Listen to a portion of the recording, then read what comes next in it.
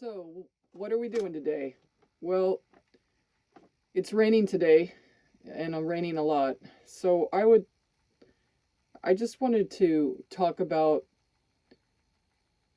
something that isn't actually like a doing process, like a lot of homesteading skills are a doing process, like canning or processing your animals, or taking them to auction or whatever you're doing. Those are all doing things. But I wanted to talk about how thinking is really important, and the idea that free is good is a way of thinking. And it incorporates about four different ideas: recycling, upcycling, looking for opportunities to barter. Sorry, I have to refer to my notes because I can't seem to keep this all in my mind. And looking for free money, in fact. So when thinking about recycling, I kind of showed in one of my videos of my high-tech recycling process of collecting tin cans and aluminum cans. And I also take in steel that I find. It's amazing what you find in your pastures. You think you've picked everything up, and then you'll find a T-post that somehow got pulled up from the rain. So this recycling that I do, it not only saves me money because I don't have to put that in the trash can and pay for trash pickup, but it also gives me money. So I call that my mad money. I call it my chick money. That's what I used. I just got really lucky. I got 15 fertilized eggs that are now in the incubator. So I'm super happy about that because we all know that that's part of the whole self-sufficiency deal. And that will save me money ultimately 6 months from now for eggs. But it's also the rewarding idea that I'm providing for myself and I don't have to rely on a supermarket to provide me with eggs. And even if I couldn't produce eggs, I would buy from a local person, just like I bought these fertilized eggs. So, and then the idea of upskilling. You'll see a lot of homesteading skills regarding this on YouTube itself, and people are reusing the protein lickum plastic containers for their gardening. I mean, it's great for a tote. And rather than throw it away, I've even seen people try to sell them, or probably do sell them on Craigslist for other people that want them. They go for like anywhere from $2 to $3. And so there's a multitude of different things you can use these buckets for. I use them for leaf pickup, and of which then I mulch those leaves, and sometimes I get my burn pile started with the leaves when they're dry. And also I had seen recently, and I'm kind of considering doing it, of doing a pallet uh, greenhouse. Now I've used pallets for a number of different things. There's a lot of agricultural equipment suppliers here, and they have really good oak pallets. They have like 4x4s inside these pallets, and I've used it to floor my rental cabin. I've used it to build my entire chicken house. It's really good wood, but there is definitely some labor involved to get it apart. And that wood has just really helped me out in a number of different ways. Anytime I need a piece of wood, I usually wind up picking up a piece of pallet wood. So that's upcycling. And then, free money. It's always nice to get a grant. And if you have a ranch with a farm number, you can go to the NRCS, the Natural Resource and Conservation Service, and they have monies that will match yours for like fencing, for cross fencing in particular.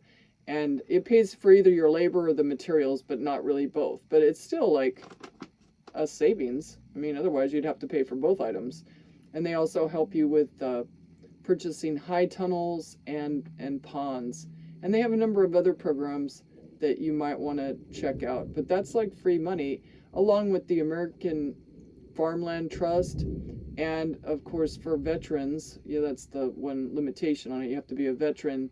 There's the Farmer Veteran Coalition that also has a fellowship that's available once a year. Its deadline is actually the 14th of this February. And then last but not least would be bartering. You have skills or you have goods that maybe you have, like canned goods.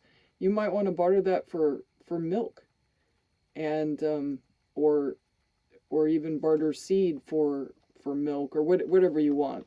There's no or even some dirt work. If you maybe have a piece of equipment and you operate it, you can perhaps dig up tree stumps with an excavator for someone that doesn't have that particular piece of equipment, and then trade for some other thing that you do want, because as you know, you cannot own enough equipment and you would be poor. A farm, a working farm is not just a place where you put a lot of expensive equipment. It's actually supposed to give you revenue. And you can't do that if you're left just buying equipment, because it's very expensive and it's only going to get more expensive. So I was curious if maybe any of you that are watching this, if you had any ideas of how you've upcycled or recycled or bartered something, and maybe you could contribute it, because a lot of people do read the comments below. At least I do when I look at YouTube. And then also another great free resource is YouTube itself. I mean, you get any question you have, you can type in the search bar and you will probably get someone that put a video on it. And I used to always wonder how people have time to do YouTube. And I guess it's because they made the time, and they gave up their time to give you free advice or added knowledge for whatever reason they have. And I would really appreciate it if you could share with anyone watching this film how what you've done to improve your lot to get something for free, because free is always good. So I did do a video also, I'll include it, on how to get free mulch from the crews that go by cleaning up the road, the electrical power lines from tree branches and tree trunks. So that's what we're doing today. We're just thinking of ways to not really get something for nothing, but change what they say, one man's trash is another man's treasure. So when you're looking through the ads and Craigslist for like a free propane tank, remember, you can make that propane tank into a barbecuer or a fire pit. And if you don't own a cutoff torch to cut off the cap and use it as a fire pit, then barter with someone who can cut it off for you, or give the other cap, the other side of the propane tank, to them for cutting off your side. And then you can take the metal and take it to the recycler. I think it's only 6 cents a pound now, but it's still money, and you probably found something off your pastures, or you have a junk car or something you can get rid of the steel. Anyway, that's what we're doing today. I hope you found it fun in the very least, and if you found any added benefit to it, please give me a like and subscribe. Thank you. Bye.